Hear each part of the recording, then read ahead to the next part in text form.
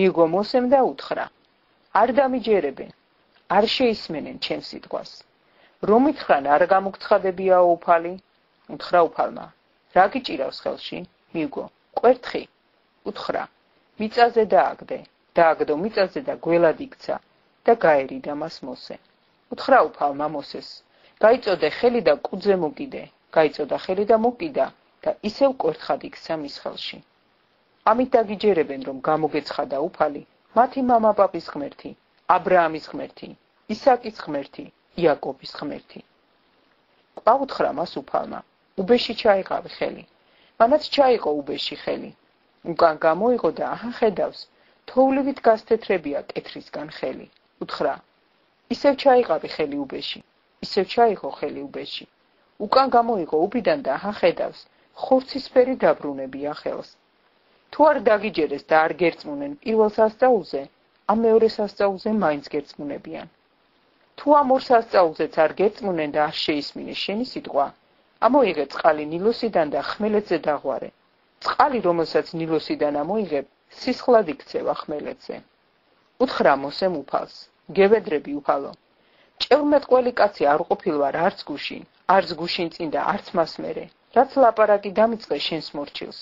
ბაგე მძიმე და ენა მძიმე ვარ. უთხრა უფალმა: ვინ მისცა ბაგი ადამიანს? ვინ ბადებს მუნჯს ან ყრუს, თვალხილულს ან ბრმას, თუ არა მე, უფალი? ახლა წადი და მე ვიქნები შენს ბაგესთან. გასწავლი რა უნდა თქვა. უთხრა მოსემ: გევედრები უფალო, სხვა ვინმე გააგზავნე. განურისხდა უფალი მოსეს და უთხრა: განა შენი ძმა არ არის ლევიანი აარონი? ვიცი რომ ლაპარაკით ისილაპარაკებს. აჰა მზად არის იგი შენ შესახვედრად და გინახავს და გულით გაიხარებს. ელაპარაკე და ბაგეში ჩაუდე სიტყვები. მე ვიქნები შენს ბაგესთან და მის ბაგესთან. გასწავლით რა უნდა გააკეთოთ. ისი ლაპარაკებს ხალხთან შენს ნაცვლად. ის იქნება შენთვის ბაგე, ხოლო შენ ღმერთი იქნები მისთვის. ხელში გეჭიროს ეგ კვერთხი, რომლითაც სასწაულებს მოახდენ. წავიდა მოსე და დაბრუნდა ითროსთან, თავის სიმამრთან და უთხრა: წავალ დავბრუნდები ჩემს ძმებთან ეგვიპტეში. ნახავ ცოცხლები არიან თუ არა. უთხრა ითრო მოსეს: მშვიდობითი არე. უთხრა უფალმა მოსეს მიდიანში: წადი დაბრუნდი ეგვიპტეში, რადგან ყველანი დაიხოცნენ, ვინც მოკლას გიბირებდა. შესხა მოსემ სახედრებზე თავისი ცოლი და შვილები და წავიდა ეგვიპტის ქვეყანაში. ხელში დაიჭირა მოსემ ღვთიური კვერთხი. უთხრა უფალმა მოსეს: ახლა მიდიხარ და იცოდე, როცა დაბრუნდები ეგვიპტეში, ფარაონის წინაშე მოახდენ ყველა სასწაულს, რომელიც ხელში ჩაგიდევი. გულს გავუსასტიკებ ფარაონს და არ გაუშვებს ხალხს. უთხარი ფარაონს, ასე ამბობს თქო უფალი: ჩემი პირმშოშვილია ისრაელი.